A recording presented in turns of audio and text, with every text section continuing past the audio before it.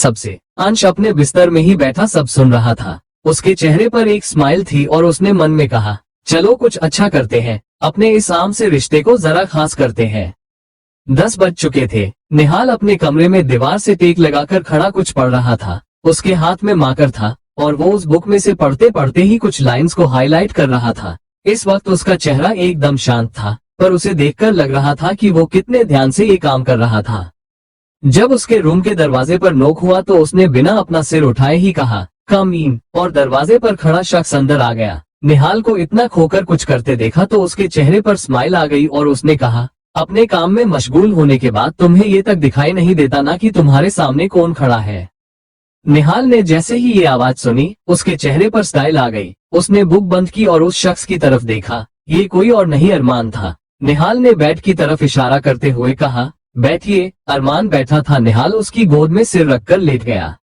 अरमान ने उसे ऐसे देखा तो हल्का सा हंस दिया। उसे ऐसे देख निहाल ने कहा, अरे मैंने तो अभी कुछ बोला भी नहीं, अभी से किस जोक पर हंस रहे हो आप। उसकी बात सुन अरमान ने कहा, तुम 29 साल के हो चुके हो। जहां तुम्हें अपने बच्चों को गोद में सुलाना चाहिए वहां तुम खुद अपने पापा की गोद में सो रहे हो। उसकी बात सुन निहाल बस मुस्कुरा दिया। तो अरमान ने कहा, पर सच में मुझे भी अपने पोते पोतियों को अपनी गोद में खिलाना है, सुलाना है। तुम्हें सुलाते सुलाते बोर हो गया हूँ अब। निहाल ने मुस्कुरा कर कहा, प्रोसेस शुरू कर दी है, पर बस वेट करना पड़ेगा। अरमान ने एकदम से उसे गोद से उठाते हुए हैरानी से पूछा, मतलब कोई लड़की है तुम्हारी लाइफ में? निहाल ने उबते हुए उसे देखकर कहा, क्या पापा इतना निचला नहीं है आपका बेटा कि 29 की एज में भी सिंगल ही हो? अरमान ने जल्दी से पूछा, कौन है वो? हमें बताओ, हम घर वाले हैं तुम्हारे, जाएंगे ना रिश्ता लेकर उस लड़की के घर। निहाल ने अब मजाक करते हुए कहा, और आप अपने ही घर रिश्ता लेकर जाने से रहे। ये सुनते ही अरमान के चेहरे की वो स्माइल चली गई। उसने धीरे से कहा, आरुमी, पर आर्यन नहीं मानेगा। वो तो तुम्हारे सख्त खिलाफ है, हमेशा तुम्हें मुजरिम साबित करने में लगा रहता है, तुम्हारे खिलाफ सबूत ढूंढता है, वो नहीं मानेगा। निहाल ने अरमान के कंधे पर हाथ रखा और उसे शांत कराते हुए कहा, ओहो पापा, कितना सोचते हैं आप। जब चाचू की इन 4 सालों में एक ना चली तो अब क्या चलेगी। और वैसे भी अब हम नहीं जाएंगे रिश्ता लेकर, वो खुद आएंगे आरुमी का रिश्ता लेकर, बस इंतजार कीजिए। अरमान ने सुना और निहाल की तरफ देखा। उसकी आंखों में एक जुनून था, जैसे उसने सब कुछ सोच कर रखा हो। और पता नहीं क्यों अरमान को ये सब देखकर एक डर लग रहा था। यहाँ कॉलेज में नरेन और अभिमन्यु कैंटीन में बैठे बातें कर रहे थे। सुबह से कोई 100 लोग आकर अभिमन्यु से पूछ चुके थे और वो अब इन सब से इरिटेट हो रहा था। उसे तो समझ नहीं आ रहा था कि आखिर उसके वो सारे वीडियो सोशल मीडिया पर अपलोड करने वाला है कौन। और नरेन ने उसे आइडिया दिया, अभी एक काम कर, पता तो लगा कि वो अपने कॉलेज से ही कोई है या कोई और है। मतलब यहाँ गाना गा, अगर यहाँ वाली वीडियो अपलोड हो गई तो समझ लेना कॉलेज से ही कोई है, और अगर नहीं हुई तो समझ लेना जो कोई भी है तेरे घर से ही है। अभिमन्यु को उसका आइडिया समझ में आ गया। वो उठा और क्लास की तरफ बढ़ गया। जब क्लास में आया तो क्लास में कोई नहीं था। जारी है चैप्टर 266 अभिमन्यु का गुस्सा।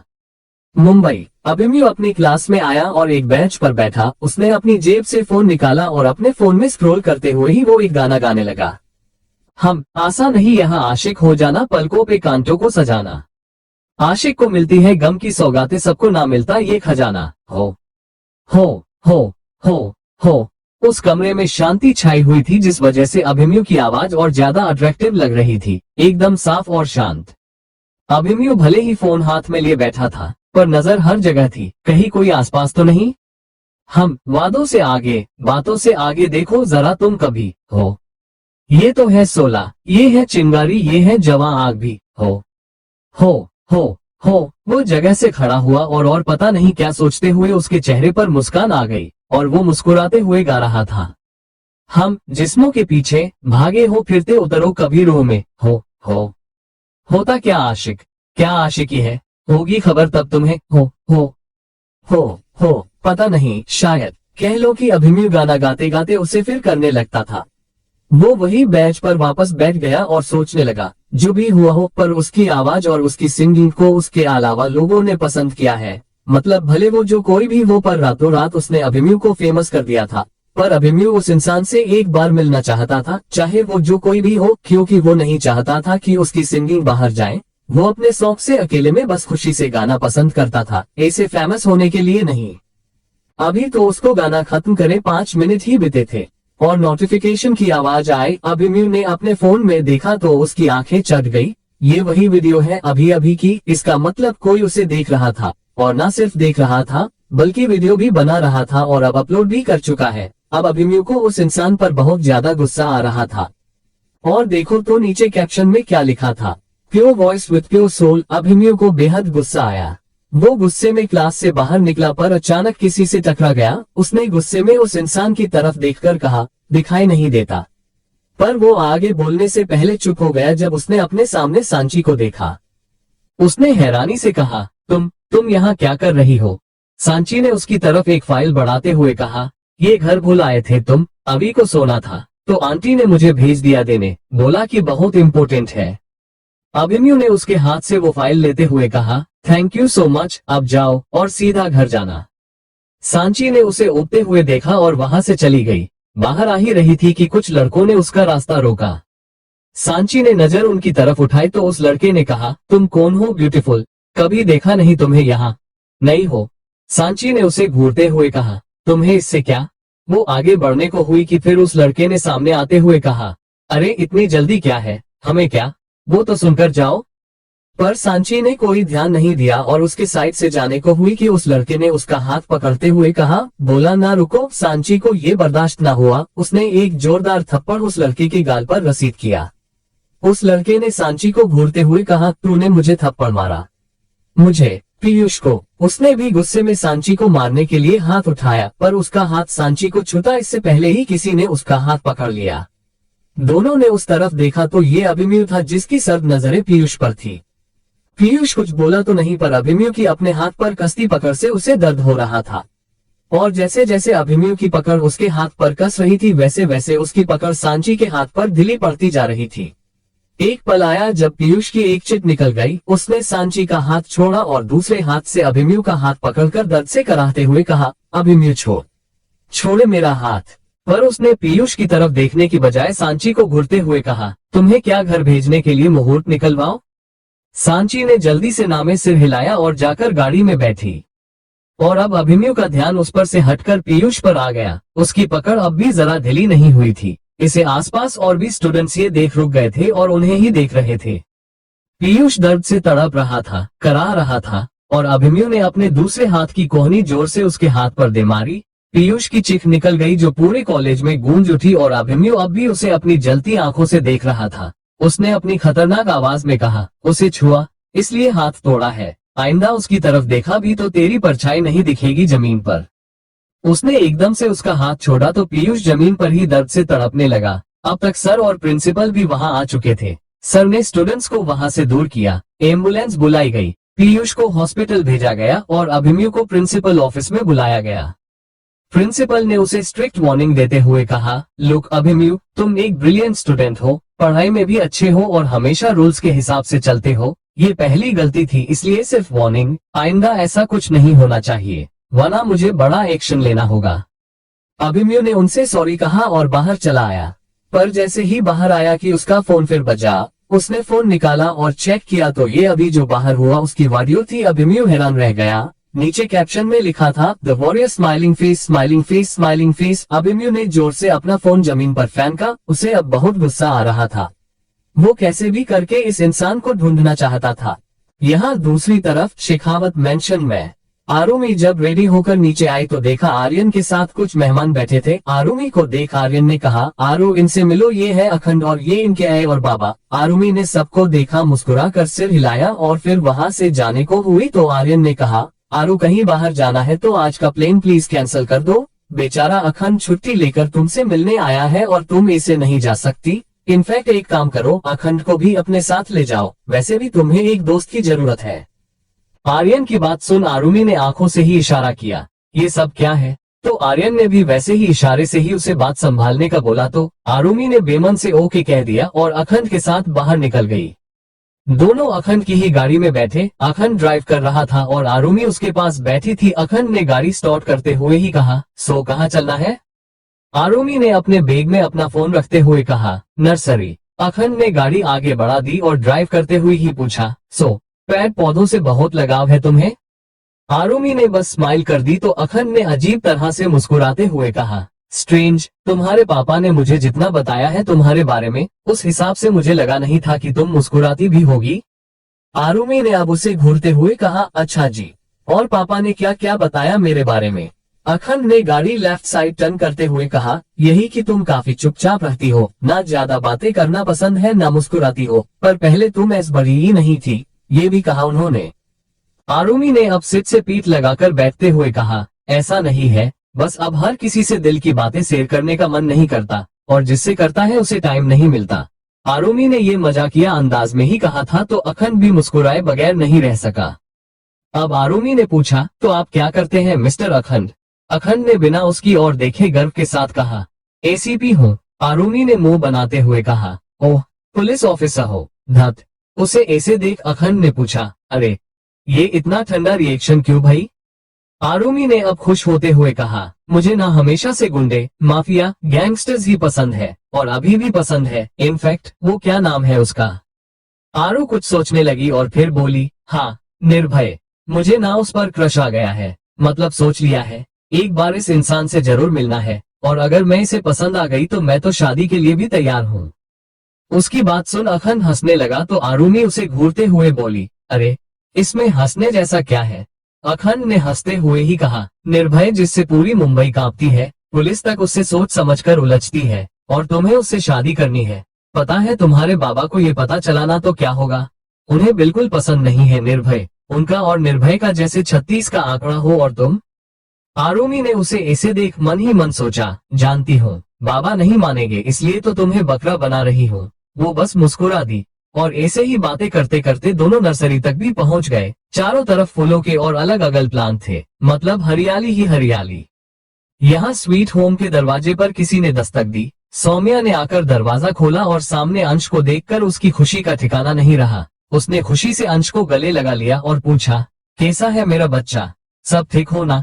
तेरी तबीयत, तू मिलने क्यों नहीं आता? इतना बोलने पर वो बोलती बोलती रुक गई जब उनकी नजर अंश के पीछे खड़ी मेघा पर गई। सौम्या ने अंश से अलग होते हुए पूछा, ये कौन है अंश? अंश ने पहले मेघा की तरफ देखा और फिर सौम्या से कहा, माँ, पहले अंदर आ जाए। सौम्या ने जल्दी से कहा, अरे हाँ हाँ, मैं भी ना भूल ही गई। वो दोनों को अंदर ले आए। इतनी देर में शिवांगी भी कमरे से बाहर आए, और सांझ और सानवी भी। दोनों ने अंश को देखा तो कसके गले लगाते हुए कहा, अंश भैया, कब आए आप? अंश भी मुस्कुरा उठा। उसने दोनों के सिर पर प्यार से हाथ फेरते हुए कहा, बस अभी अभी। सौम्या ने दोनों को बैठने को बोला और खुद पानी लेने चली गई।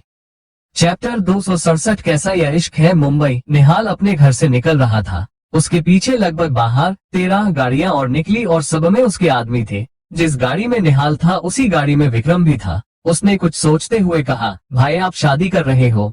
निहाल ने उसे एक नजर देखा तो विक्रम ने जल्दी से कहा, नहीं, मतलब वो अपुन के कहने का मतलब था कि सिर्फ आध्या से मिलने जाने के लिए इतने लोग क्यों? आप अपनी पूरी पलटन लेकर जाओगे तो डर नहीं जाएगी वो? निहाल ने बिना उसकी तरफ देखे कहा, बारात मेरी नहीं तेरी है, और आध्या से मिलने का एक मकसद। विक्रम बेचारा सोचने लगा, क्या मतलब था? निहाल की गाड़ी जैसे ही नर्सरी के आगे से होकर गुजरी की उसकी नजर आरुमी और अखंड पर गई, जो नर्सरी से बाहर आ रहे थे। आरुमी के हाथ में फूल थे, और अखंड के साथ उसे हंसता देख निहाल ने अपनी नजरें दूसरी तरफ कली और आंखों पर गॉगल्स चढ़ा लिए। यहाँ दूसरी तरफ पुलिस स्टेशन में आज फिर मिस्टर धनराज को पुलिस स्टेशन आना पड़ा था। कियान ने उन्हें वो लेटर्स देते हुए कहा, वैसे तो ये आपकी बेटी और मेरे बीच का मामला है, आपको इन सब में नहीं लेना चाहिए था, पर आपकी बेटी बदले के चक्कर में जो प्यार का खेल खेल रही है, मैं उसमें नहीं पड़ना चाहता। ना मुझे उससे प्यार है और ना उसे मुझसे। समझाइए उसे कि मुझ पर अपना टाइम वेस्ट ना करे। मैं अरेंज मैरिज में बिलीव करने वाला इंसान हूँ। कियान ने उन्हें वो लेटर्स थमा दिए और दूसरे काम में लग गया। धनराज जी उन लेटर्स को लेकर वहां से चले गए। यहाँ शेखावत मैंशन में अभिमन्यु घर आ चुका था। गुस्सा इतना आ रहा था कि सब तोड़ फोड़ दे, पर कर कुछ नहीं सकता था। उसने अपना आईपैड निकाला और माय हीरो वाली आईडी को सर्च करने लगा। उसने वो आईडी हैक कर ली और पूरी तरह छानबीन करने के बाद पता चला कि एक ही इंसान की 3 आईडी है। एक तो है माय हीरो, दूसरी है दसेडो जो किसी लड़की की आईडी थी, और तीसरी आईडी थी सांची राठौर के नाम से। अभिमन्यु की नजरें ध्यान लगाकर सब देख रही थी, सिर्फ स्क्रीन को देख रही थी। उसने देखा जो सिरो वाली आईडी थी उसमें सारी डांस वीडियोस थी, पर पर्दे पर, वो भी सिर्फ परछाई की। वो कौन थी कोई नहीं जानता था, पर अभिमन्यु अब अच्छे से जान चुका था कि ये कौन है। उसने गुस्से में अपना आईपैड वहीं फेंका और नीचे आ गया। वो बाहर निकल ही रहा था कि आर्यन ने कहा, अबे एक काम कर दो बेटा, ये फाइल राठौड़ अंकल के घर पर दे आओ। अभिमन्यु ने उनके हाथ से फाइल ली और सीधा निकल पड़ा। वैसे कहने वाली बात तो थी कि सांची का घर सच में काफी खूबसूरत था। उसकी मम्मा के जाने के बाद वो सिर्फ अपने बाबा के साथ रहती थी, पर फिर भी थी इसे जैसे कुछ कमी ही ना हो। उसका छोटा सा घर के बाहर काफी सारे तार बांधे हुए थे जिन पर फूलों की बेलें खिली हुई थी, कई पौधे और फूल थे वहाँ। अभिमन्यु अंदर गया तो राठौड़ साहब घर पर नहीं थे। एक नौकर ने कहा। अभिमन्यु सीधा सांची के रूम की तरफ बढ़ गया। वैसे एक बात और अलग थी इस घर को लेकर, ये घर 2 फ्लोर का था, but ground floor underground basement था जो सांची का रूम था। फर्स्ट फ्लोर जमीन पर था जिसकी दीवारों में नीचे के रूम की खिड़कियां थी। अभिमन्यु साड़ियों की तरफ बढ़ गया जो नीचे की ओर जा रही थी। वो सीढ़ियों पर ही रुक गया। नीचे का नजारा देखा तो उसके कानों में साउंड पड़ रहा था जो नीचे चल रहा था। सांची ने व्हाइट अनारकली पहनी थी और उसके ऊपर लाल रंग का दुपट्टा कंधे से होते हुए एक साइड कमर पर बांध रखा था। पैरों में घुंघरू थे और वो डांस कर रही थी, जो देखना इस वक्त सच में बेहद खूबसूरत था। गाना भी उसने अलग ही तरह का लिया था जो शायद अब खत्म ही होने वाला था। बोल कुछ इस तरह थे, मुश्किलों में ये डाले जो भी चाहे करा ले, बदले में दिलों के फैसले। मन का मौजी इश्क तो जी अलबेली सी राहों पे ले चले दो। कोई पीछे ना आगे है फिर भी जाने क्यों भागे है। मारा इश्के का दिल मेरा, इसके उसके ये हिस्से में तेरे मेरे ये किस्से में मौला सिखे बिन दे सिखा। कैसा ये इश्क है। सांची ने डांस करना बंद किया और जाकर वीडियो भी बंद कर दिया, और गाना भी। वो बैठकर वीडियो एडिट करने लगी और फिर उसे अपलोड कर दी। उसके बाद अभिमन्यु की एक वीडियो लगाकर साइड में रख दी और अपनी बुक्स निकालने चली गई और कहने लगी, ये मिस्टर हीरो भी अजीब है, इनका टैलेंट लोगों के सामने आ रहा है, इनसे कोई मतलब नहीं है, बस जानना है किसने अपलोड की है। अरे किसी ने भी की हो, आपको क्या। ऊपर से आपका टैलेंट, आपकी आवाज लोगों तक पहुंच रही है, पर नहीं, लड़के भी अजीब होते हैं, इन्हें चैन नहीं पड़ता, जानना ही है। अरे लिख दिया माय हीरो, इसमें क्या हो गया। क्या लिखती, जस्ट फॉर एंटरटेनमेंट, पागल। सांची अपनी बुक्स निकालकर बेड तक आई। उस बड़े से हॉल में पहले से बेड फिक्स था जो जमीन से ज्यादा ऊंचा नहीं था। सांची बैठी और पढ़ने लगी। अचानक उसकी नजर सीढ़ियों पर गई। पैरों को देख उसने फट से ऊपर देखा तो ये कोई और नहीं अभिमन्यु था। सांची की आंखें हैरानी से बड़ी हो गई। उसने हकलाते हुए कहा, तुम यहाँ कब आए। अभिमन्यु ने भी उसे कुछ जाहिर ना होने दिया और उसकी तरफ फाइल बढ़ाते हुए कहा, ये फाइल भेजी थी पापा ने, अपने पापा को दे देना। सांची ने उसे फाइल ली तो अभिमन्यु तुरंत वहां से निकल गया। यहाँ दूसरी तरफ पुलिस स्टेशन में संयुक्ता ने कियान की टेबल पर जोर से हाथ मारते हुए कहा, ये क्या हरकत थी। कियान ने शांति से कहा, ये सवाल मेरा था, ये क्या हरकत है। संयुक्ता ने जाकर उसके कॉलर को पकड़ते हुए कहा, जब तुम्हें पता था कि वो लेटर्स मैंने भेजे थे तो पापा को वो देने का क्या मतलब हुआ, मुझे बता सकते थे ना। कियान ने उसके हाथों से अपना कॉलर छुड़ाते हुए कहा, क्योंकि मुझे तुम्हारे पागलपन में शामिल नहीं होना है। तुम अपनी बेइज्जती का बदला लेने के लिए ये प्यार खेलने लगी और सोचा कि मैं भी यही करूंगा, पर नहीं, तुम गलत हो। तुम अभी कियान खुराना को ठीक से जानती ही नहीं हो। संयुक्ता उसकी बात सुन हैरान रह गई। कियान ने उसके हाथ छोड़े और वहां से आगे बढ़ा ही था कि संयुक्ता ने उसे पलटा और उसकी कॉलर पकड़कर उसके होठों पर अपने होंठ रख दिए। वहां खड़े सारे पुलिस ऑफिसर्स हैरानी से दोनों को देखने लगे, यहाँ तक कि कियान की खुद की आंखें हैरानी से बड़ी हो गई। उसे लगा नहीं था कि संयुक्ता ऐसा कुछ करेगी। उसने एकदम से संयुक्ता को खुद से अलग किया और उसके गाल पर थप्पड़ जड़ दिया। वो अपनी गुस्से से लाल आंखों से संयुक्ता को देखते हुए बोला, सोचा था बचपना है, थोड़ा गुस्सा है, इसलिए तुम्हारा ईगो हर्ट हुआ तो ये सब किया, पर आज तुमने हद पार कर दी है। कोई भी लड़की इस हद तक नहीं जा सकती कि किसी से बदला लेने के लिए अपनी इज्जत दांव पर लगा दे। और तुम इतने लोगों के बीच मुझे किस कर लेना। क्या लगता है तुम्हें बहुत बड़ा या महान काम किया है।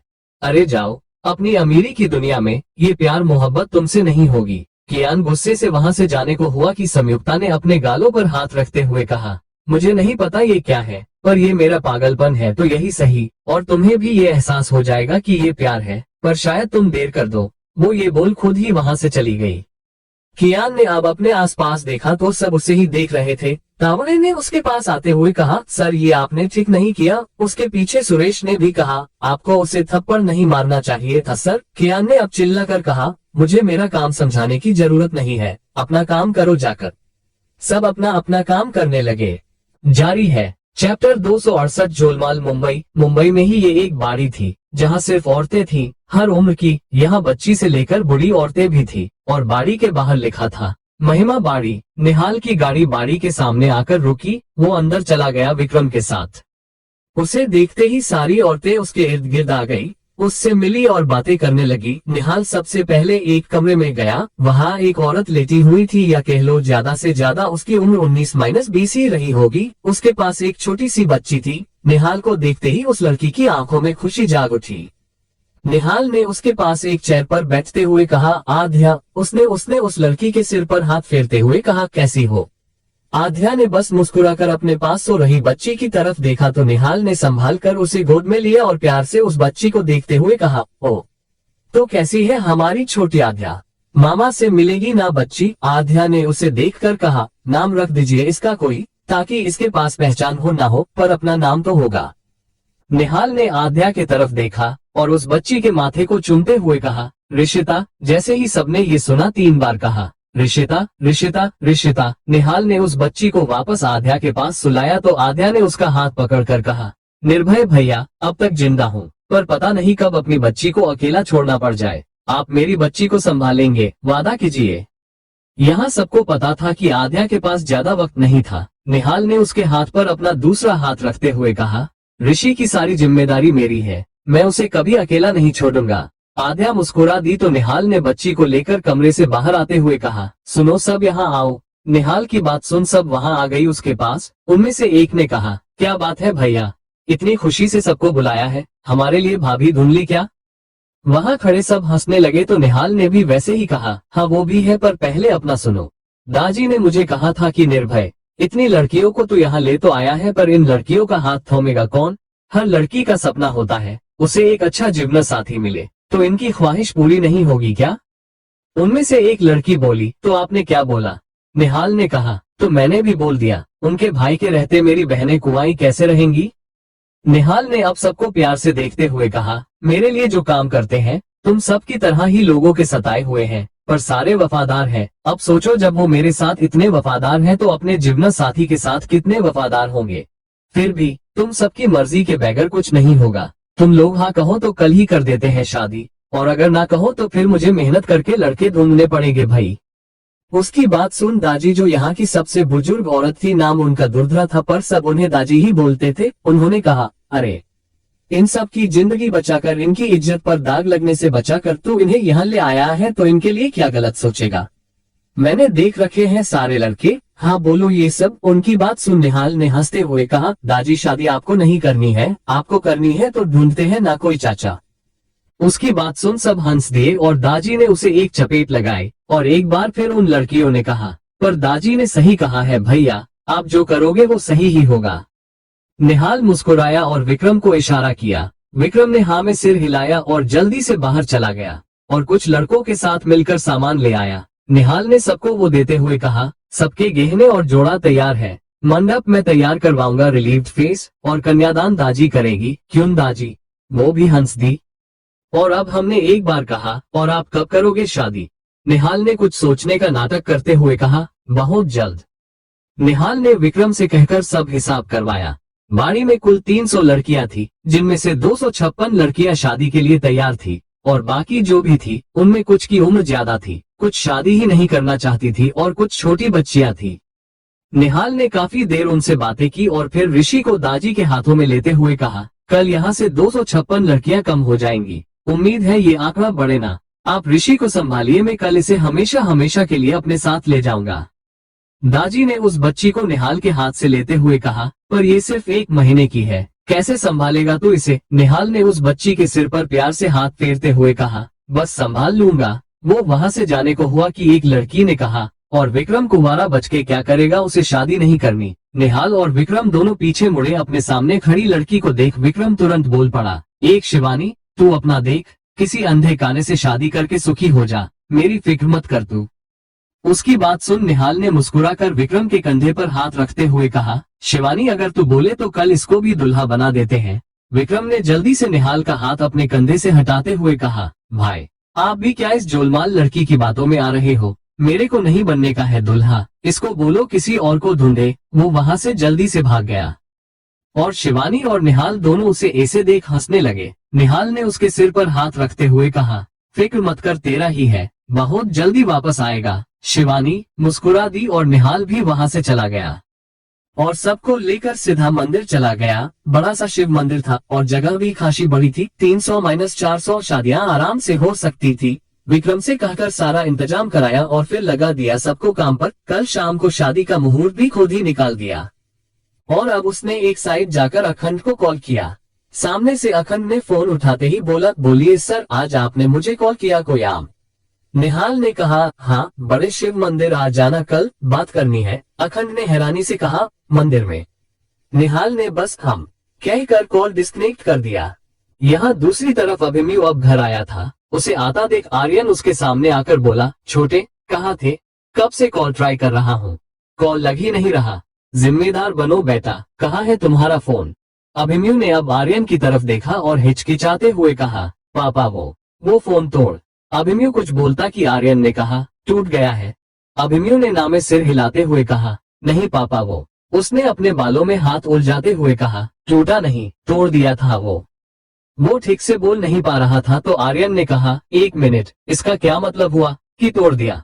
छोटे, ये सिखाया है हमने तुम्हें? देखो छोटे, आप सोने का चम्मच लेकर पैदा हुए हो, पर आपकी ऐस बड़ी लाइफ के लिए आपके दादा दादी माँ पापा ने भी मेहनत की है, तो ये सब कहाँ से सीखा तुमने?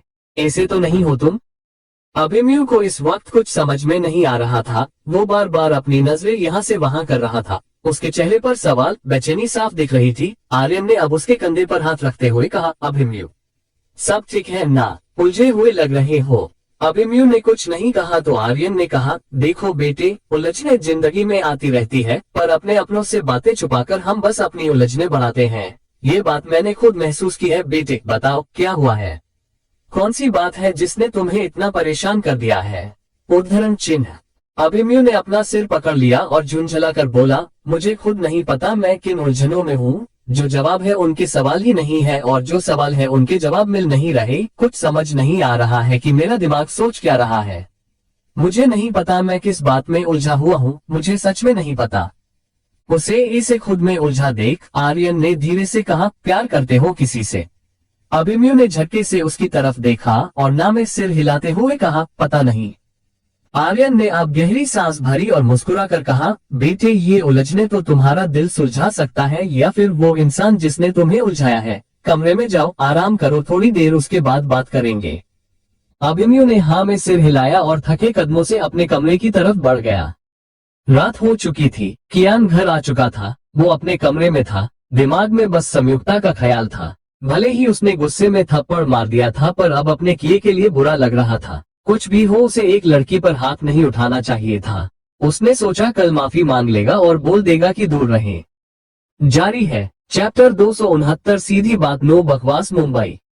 यहाँ अंश के घर में अलग ही सीन चल रहा था। आज पहली बार मेघा गुस्से में लग रही थी और अंश चुपचाप उसे सुन रहा था। मेघा यहाँ से वहाँ चक्कर काट रही थी। उसने गुस्से में एक बार फिर झुंझला कर कहा, तुम्हें क्यों लगा था कि वो ऐसे चुपचाप इस रिश्ते को अपना लेंगे? तुम सिर्फ 22 साल के हो अंश, और ये सब देखो, प्लीज खत्म करो ये सब। अपनी फैमिली के पास वापस चले जाओ और छोड़ दो मुझे अकेला, प्लीज। पर अंश अब भी चुपचाप बैठा रहा। वो मन ही मन सोच रहा था, मेरे घर में रिश्तों से प्यार नहीं, प्यार से रिश्ते हुए हैं और उन रिश्तों में एक रिश्ता हमारा भी शामिल होगा, ये बात पता है मुझे।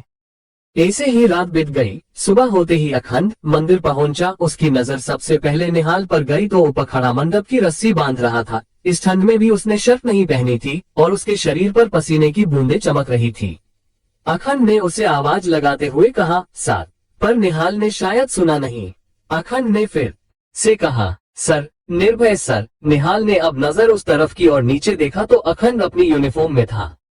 अखंड ने दूर दूर तक नजरें दौड़ाई, जहां तक उसकी नजर जा रही थी। मंडप दिख रहे थे, सजावट हो रही थी। मंदिर भी पूरा गेंदे के पीले केसरिया रंग के फूलों से सजाया हुआ था। अखंड ने सब देखते हुए कहा, स्वयंवर या शादियां? उद्धरण चिन्ह। निहाल ने अब नीचे जंप लगाई और सीधा अखंड के सामने कूदा। अखंड 2 कदम पीछे हो गया तो निर्भय ने वहां से फूलों की लड़ी उठाई और उसे वहां लगाए पीले पर लपेटते हुए बोलने लगा, मेरे लोग होंगे यहाँ, फिर भी पुलिस यहाँ होनी चाहिए, क्योंकि ये पब्लिकली हो रहा है तो सारे लोगों की सुरक्षा की जिम्मेदारी तुम्हारी है और ये मंदिर के ट्रस्टी की रिक्वेस्ट है, उन्होंने पुलिस से खुद सुरक्षा मांगी है, समझे? अखंड ने हाँ में सिर हिला दिया और वहां से जाने को हुआ कि निहाल ने कहा, अच्छा सुनो। अखंड ने पीछे मुड़कर देखा तो निहाल ने कहा, शादी तो तुम भी करने ही वाले हो, आज यही कर लो। उसकी बात सुन अखंड ने जरा शर्मा कर कहा, क्या सर आप भी? मैं अभी कहा, अभी तो हमारी मैडम से बस दोस्ती हुई है, पहले प्यार हो जाए उन्हें हमसे फिर देखते हैं ना शादी वादी का। निहाल ने अजीब तरह से मुस्कुरा कर कहा, ऊपर वाला तुम्हारी ख्वाहिश पूरी करे। वो फिर से काम में लग गया। यहाँ दूसरी तरफ कियान को कुछ भी पता नहीं था कि अंश को लेकर घर में क्या हुआ है।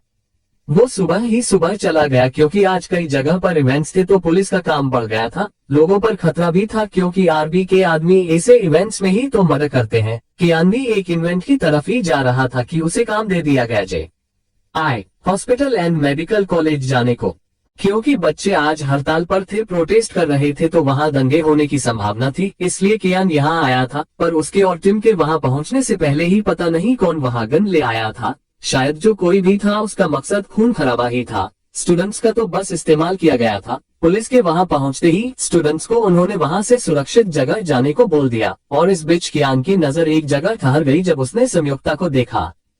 हाँ, वो भी इसी कॉलेज में पढ़ती है और अब इन दंगों के बीच में है। अब यहाँ खुले में फायरिंग हो रही थी, एक तरफ पुलिस और दूसरी तरफ वो लोग जो ये सब करवाना चाहते ही थे। कियान ने संयुक्ता को हाथ के इशारे से बिल्डिंग के अंदर जाने को कहा पर पता नहीं क्या हुआ, अचानक वो अंदर जाने को हुई पर गई नहीं, ऊपर से भागकर कियान की तरफ आने लगी। कियान ने परेशान सी नजरों से उसे देखकर कहा, ये लड़की मरवाएगी, इस माहौल में भी ये यहीं चली आ रही है।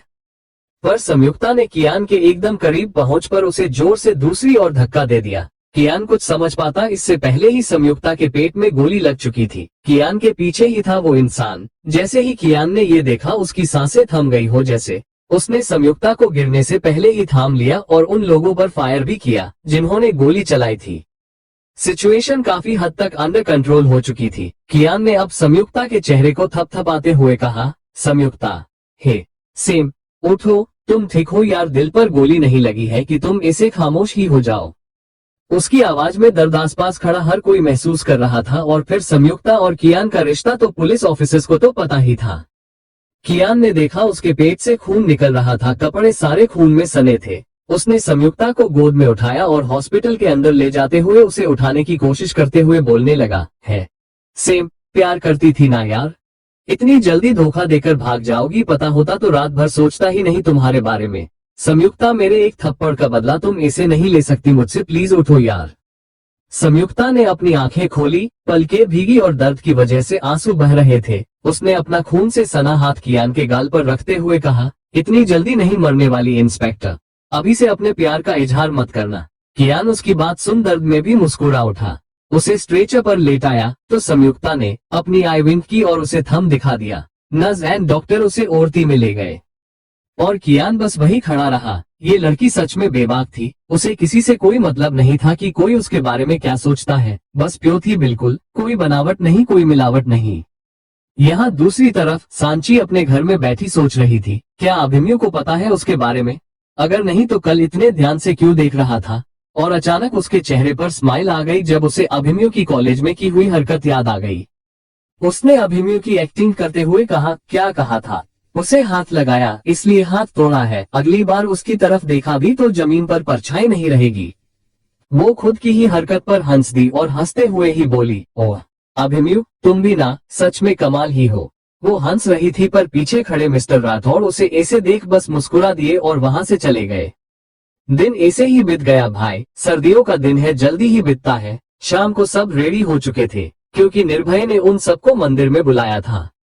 आर्यन वैसे मैं नहीं जाना चाहता था, पर वो निहाल की तरह ही सोचता था, अपने परिवार के साथ वक्त बिताने का एक भी मौका नहीं छोड़ना चाहता था, सो वो भी रेडी हो गया। पूरी शेखावत, फैमिली, खुराना, मेहता, राठौड़, ठाकुर सब मंदिर पहुंच चुके थे और शादी का मुहूर्त शाम का दिया था ना, तो शादी की रस्में भी शुरू हो चुकी थी। ये नजारा सच में देखने लायक था। एक साथ कई जोड़े कई हवन कुंड और कई पवित्र रिश्ते एक साथ देखने की खुशी मिल रही थी मन को। पर इन सबके बीच भी सबकी नजर निर्भय उर्फ निहाल को ढूंढ रही थी, जो यहाँ कहीं भी मौजूद नहीं था।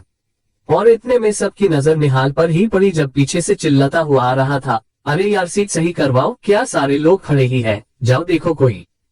उसे ऐसे देख सब मुस्कुरा उठे। वो लग भी आज कमाल रहा था। उसने ब्लू जींस के ऊपर व्हाइट शर्ट पहना था और गले में लाल स्टोल डाल रखा था।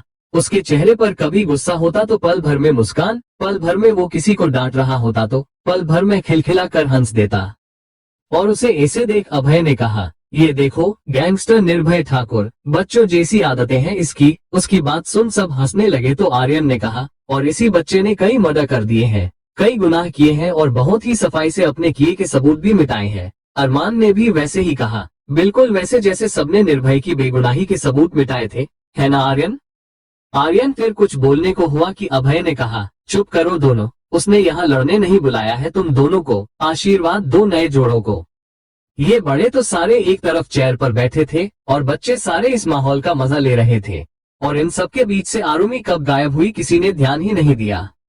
निहाल यहाँ पीछे की साइड आया था अपना एक कॉल अटेंड करने, जब पीछे से किसी ने आकर उसे गले लगाया। उसने बिना पीछा मुड़े कहा, अगर तुम्हारे पापा ने देख लिया ना तो इस मंडप में तुम्हारी शादी किसी और से करा देंगे।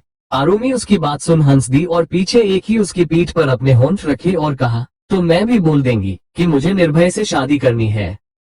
उसके होठों की गर्माहट महसूस करते ही निहाल ने उसके अपने आगे खींच लिया और उसे अपने बाहों के घेरे में लेते हुए बोला, अगर अपने पापा और मुझ में से किसी एक को चुनना हो तो किसे चुनोगी? आरुमी ने उसे उससे गले लगे हुए ही कहा, जो प्यार करता है वो हमेशा करता रहेगा, चाहे किसी को भी चुनो। निहाल ने उसका चेहरा अपने हाथों में लिया और प्यार से उसके माथे पर अपने होंठ रख दिए। जब अलग हुआ तो कहा, एक बात हमेशा याद रखना, तुम जिसे भी चुन लो मैं तुम्हें खुद को खोने कभी नहीं दूंगा। अगर तुम तुझे नहीं भी चुनोगी तब भी तुम्हें मेरे पास ही आना होगा, समझी? आरुमी ने हाँ में सिर हिलाया। उसकी हाइट निहाल से अब थी। वो अपने पंजों के बल खड़ी हुई और निहाल के माथे को चूम लिया। निहाल के हाथ उसके कमर के इर्द गिर्द थे और इतने में किसी की आवाज आई, आरुमी। दोनों ने उस तरफ देखा। जारी है चैप्टर 2700, मैं आपका दामाद हूँ। मुंबई मंदिर में जैसे ही दोनों ने उस तरफ देखा, ये आर्यन था जो गुस्से से उन दोनों को घूर रहा था। उसने जाकर एक झटके से दोनों को अलग किया और एक जोरदार थप्पड़ आरुमी के गाल पर रसीद किया। आरुमी ने अपने गाल पर हाथ रख हैरानी से उसे देखा। आर्यन ने आज से पहले कभी ऊंची आवाज में उससे बात तक नहीं की थी और आज उसने आरुमी पर हाथ उठाया था। आर्यन का गुस्सा उस पर फट पड़ा और उसने आरुमी के आर्म को कसकर पकड़ते हुए कहा, पूरी दुनिया में तुम्हें एक यही मिला था प्यार करने के लिए? तुम्हें 4 साल मुंबई से दूर रखा ताकि तुम इसके प्यार में ना पड़ जाओ और तुमने इसे ही चुना? आरुमी की आंखों में आंसू थे और इतने में किसी ने एक जोरदार का थप्पड़ आर्यन के गाल पर रसीद किया। आरुमी हैरान रह गई। निहाल खुद भी हैरान था क्योंकि ये थप्पड़ अभय ने आर्यन को मारा था। उसने हैरानी से अभय की तरफ देखा और अभय ने गुस्से में कहा, क्या सोच रहे हो कि मैंने तुम्हें क्यों थप्पड़ मारा? सही है, ये थप्पड़ मुझे आज नहीं तब मारना चाहिए था जब तुम दोनों भाई लड़े। ये थप्पड़ मुझे तब मारना चाहिए था जब तुमने आरुमी को मुंबई आने से रोका। ये थप्पड़ मुझे तब मारना चाहिए था जब तुमने बिना ये जाने की जरूरत क्या थी निहाल को निर्भय बनने की उसे एक गुनाहगार माना। और ये थप्पड़ मैंने आज तुम्हें मारकर सही किया जब तुमने अपनी जवान बेटी पर हाथ उठाया है। आर्यन हैरानी से उसे देखने लगा। इतने में शेखावत फैमिली के लोग भी वहां आ गए। भूमि ने आरू की आंखों में आंसू देखे तो उसके पास आई। उसके गाल पर उंगलियों के निशान देख वो भी हैरान रह गई। अभय 2 पल खामोश हुआ और फिर कहा, सोचा था कोई मुझे समझे ना समझे मेरे बच्चे मुझे समझेंगे, मेरा साथ देंगे, मेरे जैसी सोच रखेंगे, पर मैं तो गलत साबित हो गया सांची। ये तो अपने दादाजी पर गया है। विजय शेखावत जैसा न उन्होंने कभी अपने बेटे को समझा, ना ये अभी अपनी बेटी को समझ पाएगा। ना उन्होंने कभी जानने की कोशिश की कि उनके बेटे को क्या चाहिए, ना ये कभी जानने की कोशिश करेगा कि इसकी बेटी को क्या चाहिए। उनकी तरह इसके लिए भी इसकी इज्जत, इसका सम्मान, इसके बच्चों और परिवार से ज्यादा बड़ा है। अभय की आंखें में गुस्सा था। आज सालों पुराना अभय लौट आया था जैसे। उसने आर्यन की तरफ देखा और उसके गाल पर एक और थप्पड़ मारते हुए कहा, सोचा था तू पूछेगा, गले लगाएगा, कहेगा निहाल क्या हो गया। निर्भय का बदला लेना ही है तो एक बार बैठकर बात तो कर। घर आ जा, मिलकर कुछ करते हैं। पर नहीं, जैसे ही तुझे पता चला कि ये निहाल है, तूने मान लिया कि इसने धोखा दिया है। नहीं समझा इसे, नहीं समझा और समझेगा भी क्यों। इसके बाप का दिल धड़कता है तेरे अंदर, तू खुद इसका बाप तो नहीं है, वरना शायद कहीं इसके लिए तेरे दिल में हमदर्दी भी आ जाती। वो बोलते बोलते हौंफने लगा तो निहाल ने पीछे से उसे संभालते हुए कहा शांत हो जाए प्लीज। अभय ने एक नजर उसे देखा और फिर कहा तुम में मैंने अपने आप को देखा है निहाल, बस वही थका हारा अभय जो पूरी दुनिया के सामने तो मजबूत था, गुंडा था, किसी से कभी ना हारने वाला था, पर अपने ही परिवार से हारा हुआ था क्योंकि उन्होंने मुझे कभी समझा ही नहीं। हाँ गलत किया, चलो किया गलत, तो क्या बच्चे गलती नहीं करते और क्या बड़े माफ नहीं करते? करते हैं। तो फिर क्यों अपने ही बच्चों से जिद कर बैठते हैं कि उसे बड़ों की बात माननी ही पड़ेगी? कभी समझ लो कभी समझा दो, यही होते हैं ना रिश्ते। फिर क्यों कभी कभी बड़े बच्चों से भी बदतर हो जाते हैं? अभय ये सब बोलते हुए और ज्यादा गहरी सांसें लेने लगा था। सांची ने भी दूसरी ओर से उसे आकर थामते हुए कहा अभय अब बस चुप हो जाए, अपनी हालत तो देखिए। और अभय ने अब सांची की तरफ देखते हुए कहा सांची अगर औलाद ऐस बड़ी ही होती है तो अच्छा होता अगर हमारा सिर्फ एक ही बेटा होता। और ये बोलते बोलते ही अभय ने अपने सीने पर हाथ रख लिया और दर्द से करा उठा। सांची और निहाल दोनों चिल्लाए तो अरमान और आर्यन भी करीब आए। अभय अपनी आंखें बंद होती पा रहा था, सब धुंधला हो गया था। निहाल और सब मिलकर उसे जल्दी से हॉस्पिटल लेकर गए। सांची ने अब तक मामला संभाल लिया था, पर उसने पहले ही महसूस कर लिया था कि अभय को हार्ट अटैक आया है। हॉस्पिटल पहुंचते ही तुरंत अभय का इलाज शुरू हुआ। सांची ने खुद उसका इलाज किया। निहाल, अरमान और आर्यन तीनों हॉस्पिटल में ही वेट कर रहे थे, बाकी सब वहां मंदिर में थे। करण वैसे तो सबको घर ले आया था, पर निहाल की गैर हाजिरी में वो और विराट दोनों विक्रम के साथ ही थे। यहाँ लगभग 2-3 घंटे बाद सांची और उनके साथ एक डॉक्टर और नर्स बाहर आए। वो दोनों चले गए, पर सांची जैसे भूत बन गई हो। निहाल ने उससे पूछा क्या हुआ, सब ठीक है ना, वो खतरे से बाहर है ना? पर सांची कुछ नहीं बोली और निहाल के गले लगकर रोने लगी। अरमान और आर्यन दोनों घबरा गए। सांची ने रोते हुए ही कहा बहुत गहरा सदमा लगा है उन्हें, 24 घंटे अंडर ऑब्जर्वेशन रखना होगा, बचने के चांसेस कम है। उसकी बात सुन तीनों घबरा गए और अब सांची ने आर्यन की तरफ देखा। उसने आर्यन के सामने हाथ जोड़कर कहा बहुत कुछ सहा है उन्होंने हमेशा से, अब उन्हें और तकलीफ मत दो, अगर उन्हें कुछ हो गया तो मैं भी मर जाऊंगी। ये बोल वो रोने लगी। आर्यन ने उसे गले लगा लिया। वो काफी देर आर्यन के गले लगी रही और फिर उसकी बाहों में ही बेहोश हो गई। आर्यन ने उसे उठाया और वही सोफे पर लेटा दिया। उसने निहाल और अरमान की तरफ देखा। अरमान ने उसके कंधे पर हाथ रखते हुए कहा सब ठीक हो जाएगा, फिक्र मत कर। आर्यन ने जब निहाल की तरफ देखा तो उसने कहा दादू ने गुस्से में वो सब बोला है, इतना मत सोचिए, जब गुस्सा शांत हो जाएगा तो सब भूल जाएंगे। उसने फिर अरमान की तरफ देखते हुए कहा मैं अब चलता हूँ, काम है और भी। वो ये बोल वहां से जाने को पलटा कि पीछे से आर्यन की आवाज आई, होश में आते ही याददाश्त चली गई थी तुम्हारी। निहाल ने पलटकर हैरानी से उसे देखा और बस ना में सिर हिलाया तो इस बार आर्यन ने उसे एक थप्पड़ जड़ दिया। निहाल और अरमान दोनों ने हैरानी से देखा तो आर्यन ने कहा जब आया था तुमसे मिलने बोला था तुम्हें कि तुम ही हमारे निहाल हो, तो क्यों कहा कि मैं सिर्फ दुश्मन हूँ और मुझे पाने वाला भी बस दुश्मन ही होगा? उद्धरण चिन्ह। निहाल बस खामोशी से उसे देखता रहा था। आर्यन ने उसे गला लगा लिया। निहाल को समझ ही नहीं आया कि वो क्या करे। वो उसकी पीठ पर हाथ रखने को हुआ कि पता नहीं अचानक उसे क्या याद आ गया। उसने आर्यन को खुद से अलग करते हुए कहा ख्याल रखिएगा। वो यही बोल खामोशी से बाहर चला गया। आर्यन और अरमान दोनों बस उसे देखते रह गए। निहाल आकर गाड़ी में बैठा। उसे जोर से स्टीयरिंग पर अपना हाथ मारते हुए कहा सबसे पहले वत्सल का हिसाब बराबर करना होगा। ये मुझे ना चैन से जीने देखा ना मरने देगा। उसने अपना फोन निकाला और वत्सल को कॉल किया। 2 ही रिंग में उसने फोन उठा लिया और बोला हेलो बिग ब्रदर, आज मुझे कॉल करने का मतलब? निहाल ने सीधा का जवाब दिया बात करनी है, घर आओ। वत्सल ने ओके कहा तो निहाल ने कहा मेरे घर नहीं, शेखावत मैंशन। जैसे ही वत्सल ने ये सुना वो कुछ देर खामोश रहा और फिर ओके कहकर फोन रख दिया। यहाँ से निहाल भी सीधा शेखावत मैंशन के लिए निकल गया। यहाँ शेखावत मैंशन में सौम्या और शिवांगी ने सबको सोने भेज दिया था और खुद वही इंतजार करने लगी कि कोई खबर आए। और कुछ ही देर में वहाँ एक गाड़ी के रुकने की आवाज आई। वत्सल सीधा अंदर आया, पर सौम्या और शिवांगी दोनों को ही पता नहीं था कि ये कौन है। उसने पूछा कौन है आप? वत्सल कुछ कहने को हुआ कि उसकी नजर सीढ़ियों से आती हुई सांझ पर गई, जो सांची से बात कर रही थी। क्योंकि मिस्टर राठौड़ उसे ले गए थे, सांझ ने अभी तक चेंज नहीं किया था। उसने पिंक कलर का लहंगा पहन रखा था और पता नहीं वत्सल को क्या हुआ, उसकी नजर ही नहीं हटी। सौम्या ने उसकी तरफ नजर की और सांझ से कहा, सांझ जी कमरे में जाओ और चेंज कर लो। सांझ ने हाँ में सिर हिलाया और वहां से चली गई। और अब सौम्या ने फिर से वत्सल की तरफ देखकर पूछा, आपने बताया नहीं आप कौन? वत्सल ने जाती हुई सांझ को देखकर कहा, ये आपकी बेटी थी। सौम्या ने भी उस तरफ देखते हुए कहा, हाँ क्यों? वत्सल ने अब सौम्या की तरफ देखा और बेफिक्री से कहा, तब तो मैं आपका दामाद हूँ। सौम्या उसकी बात सुन हैरानी से उसे देखने लगी और इतने में निहाल वहां आया। चैप्टर 271 निहाल का भाई वत्सल। मुंबई। निहाल जैसे ही अंदर आया उसने तुरंत कहा, बुआ प्लीज मम्मा और चाची को बुला लाए।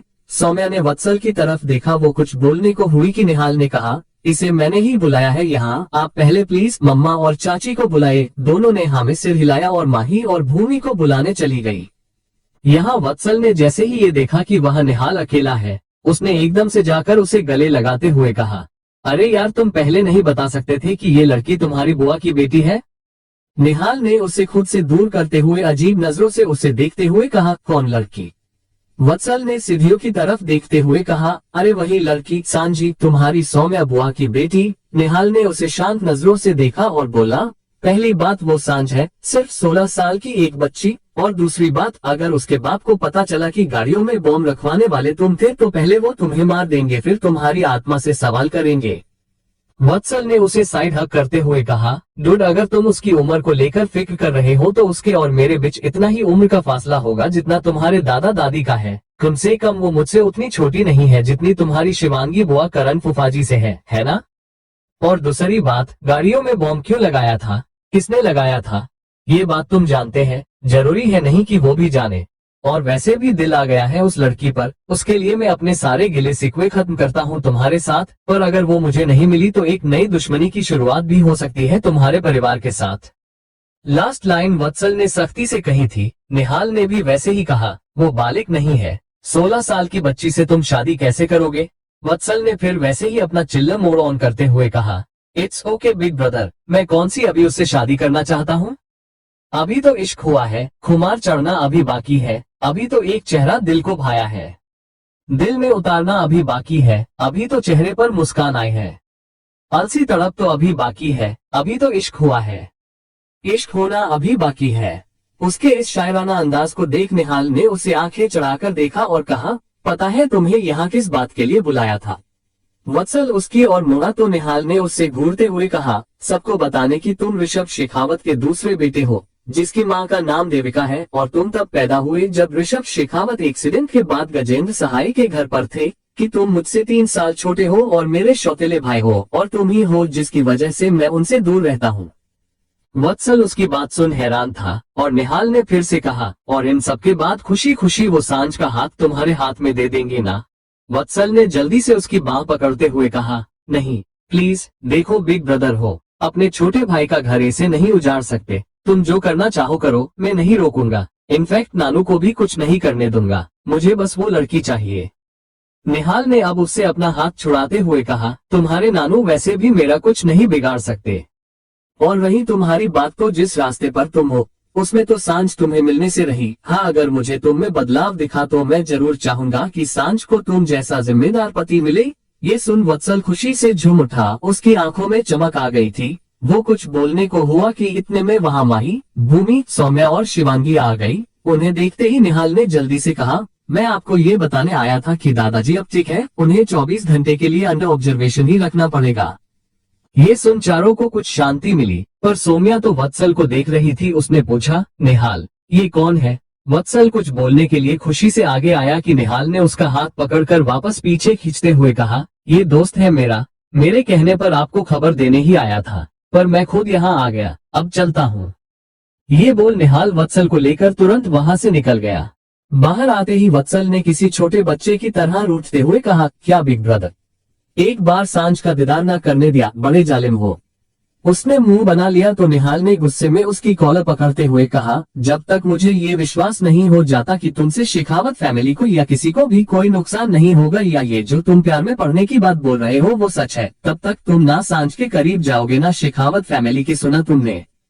वत्सल ने हाँ में सिर हिलाया तो निहाल ने उसे छोड़ दिया। वत्सल वहां से अपनी गाड़ी में बैठकर निकल गया। उसके बाद निहाल खुद गया। ड्राइविंग करते हुए ही उसने किसी को कॉल किया और कहा, वत्सल पर नजर रखना, क्या करता है क्या नहीं, सारी जानकारी चाहिए मुझे। सामने से उस शख्स ने कहा, ओके सर। निहाल ने फोन रखा और यहाँ वत्सल ने भी यही किया। उसने भी किसी को कॉल करके कहा, नाम है सांझ, शेखावत फैमिली की ग्रैंड डॉटर, सारी जानकारी चाहिए, उस पर नजर रखो, उसकी एक एक इन्फॉर्मेशन चाहिए। उसने कॉल कट किया और खुद से ही कहने लगा, कमाल है, ये लड़की मेरी आंखों के सामने थी और मुझे कभी पता ही नहीं चला। ये अगली सुबह थी। सब लोग अभय से मिलने हॉस्पिटल गए। एक एक कर। वो ठीक था काफी हद तक, पर डॉक्टर ने मना किया था मिलने से, तो सब एक एक कर वहीं से चले भी गए। कियान भी गया था और वो वहां से सीधा जे के हॉस्पिटल पहुंचा, जहां इस वक्त संयुक्ता थी। पर वहां पहुंचकर उसे पता चला कि उसके पापा उसे सुबह सुबह ये आकर ले गए हैं। कियान को ये अजीब लगा, इतनी जल्दी लेकर जाने की जरूरत क्या थी। उसने हॉस्पिटल से ही उनका एड्रेस लिया और उनके घर के लिए निकल गया। यहाँ अभिमन्यु ने भूमि और आर्यन से अब्रॉड जाने की इजाजत मांगी थी। भूमि और आर्यन दोनों हैरान थे, क्योंकि अभिमन्यु का हमेशा से कहना था कि वो इंडिया से बाहर तो कभी नहीं जाएगा, उसे यही रहना है। पर अब वो खुद बोल रहा था। आर्यन ने उससे कहा कि वो ऐसे ही उसे इजाजत नहीं दे सकता, उसे थोड़ा वक्त चाहिए, वो सोचकर बताएगा। यहाँ आरुमि कल से अपने कमरे में ही थी, उसे समझ नहीं आ रहा था क्या करे। निहाल से मिलना था, उससे बात करनी थी, पर ऐसे कैसे। वो अपने कमरे में बैठी यही सोच रही थी कि अचानक उसे अपनी खिड़की पर कोई महसूस हुई। वो एकदम से उठी और उस तरफ देखते हुए बोली, कौन है वहाँ। उद्धरण चिन्ह। चैप्टर 272 मजाक। मुंबई। कियान ने धनराज विला ही डोर बेल बजाए तो एक नौकर ने आकर गेट खोला। कियान इस वक्त यूनिफॉर्म में नहीं था। उसने व्हाइट शर्ट और ब्लू जींस पहनी थी, आंखों पर शेड्स चढ़ाए हुए। वो बेहद हैंडसम लग रहा था। उसने नौकर से कहा, मुझे संयुक्ता से मिलना है। उस नौकर ने अदब के साथ कहा, माफ कीजिएगा पर धनराज साहब का हुक्म है, संयुक्ता बिटिया से किसी को भी नहीं मिलने देना है। कियान को ये सुनकर अजीब लगा, पर कोई बहस करने की बजाय वो चुपचाप वहां से चला गया। बाहर निकलते वक्त उसने विला की दीवारों को देखा और ऊपर देखा जहां कमरे की खिड़की खुली थी। कियान चुपचाप वहां से निकल गया। यहाँ दूसरी तरफ आरुमि डर गई थी, पता नहीं कमरे में कौन है। वो जल्दी से उठी और जैसे ही बाहर जाने के लिए कदम बढ़ाए कि किसी ने उसका हाथ पकड़ के खींचा। आरुमि ने चिल्लाने के लिए अपना मुंह खोला कि उस शख्स ने उसके होठों को अपने होठों में कैद कर लिया। आरुमि हैरान रह गई, उसकी आंखें खुली की खुली रह गई। वो जैसे ही उसे धक्का मरने को हुई कि नजर उस शख्स की कलाई पर गई, क्योंकि उसने आरुमि के चेहरे को छूने के लिए हाथ उठाया था। ये कोई और नहीं निहाल था और आरुमि उस टैटू अहम ब्रह्मास्मि लिखा देखकर ही समझ गई। वो फिर नहीं हिली। निहाल के होठों ने उसके होठों को कैद कर रखा था। वो उसके होठों को सक कर रहा था और आरुमि ने अपने हाथ उठकर उसकी शर्ट को पकड़ लिया। निहाल ने उसे कुछ भी नहीं कहा, न ही अपनी किस ब्रेक की। आरुमि के हाथ अपने आप उसके बालों में चले गए थे। वो प्यार से उसके बालों को सहलाने लगी। निहाल ने खुद भी उसे कमरे से पकड़ रखा था। वो उसकी तरफ कदम बढ़ाने लगा तो आरुमि अपने आप पीछे होने लगी। निहाल ने उसे दीवार से लगा दिया, उसके होठों को आजाद किया और उसके गले तक आ गया। उसने किस करते हुए जैसे ही आरुमि की गर्दन पर बाइट किया कि उसने उसे खुद से दूर धकेला। निहाल ने अब उसे देखा तो आरुमि नजरें झुकाए खड़ी थी। निहाल ने प्यार से उसे देखा और फिर जाकर वही बालकनी के पास नीचे बिछाए कारपेट पर ही बैठ गया।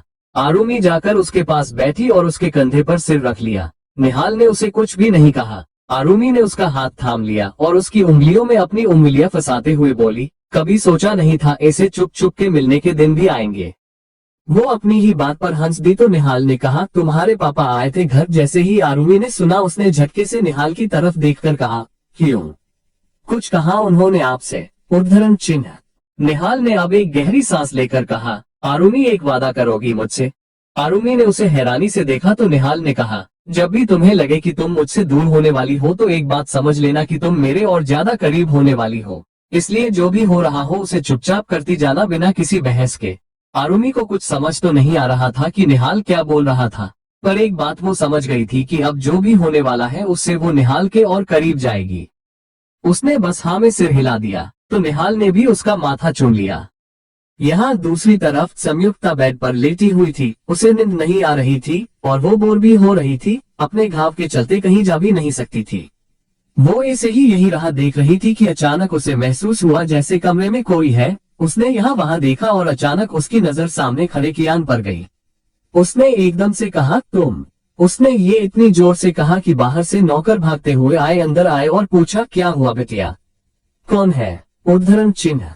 संयुक्ता ने जल्दी से कहा, नहीं कोई नहीं, वो मैं बस टीवी देख रही थी ना तो इसलिए। आप सब जाइए। सब वहां से चले गए। संयुक्ता ने अब पूरे कमरे में नजर घुमाते हुए कहा, बाहर आ सकते हैं आप? कियान पर्दे के पीछे से बाहर आया और संयुक्ता के सामने आते हुए कहा, कैसी हो?